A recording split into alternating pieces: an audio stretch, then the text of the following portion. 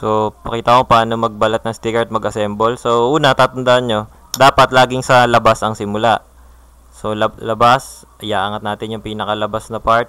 Tapos, yung susunod, lalaktawan natin. Iiwan yung nasa kasunod. Tinanggal ko lang yung sobra para malinis. Iiwan yung kasunod, tapos yung kasunod naman ang tatanggalin.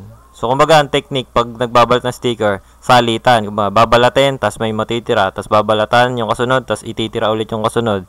Tas babalatan ulit yung kasunod, tas ititira ulit yung kasunod. So, ganun ang technique. Hindi pwedeng babalatan, tapos yung kasunod, babalatan ulit. Kasi walang matitira sa sticker. Ayan. So, halimbawa, kamukha niya, nabalatan na natin. Gagamit tayo ng itong transfer tape. Ilalapat lang natin to. Kailangan to maayos pagkakalapat. Ginagamitan ng squeegee para walang lukot, walang bubbles. So, cut lang natin tong transfer tape.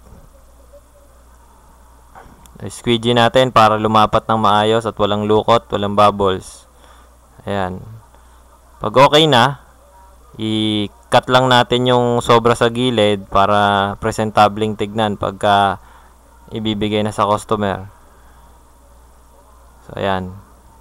So, ganun lang siyang kadali gawin. Ayan.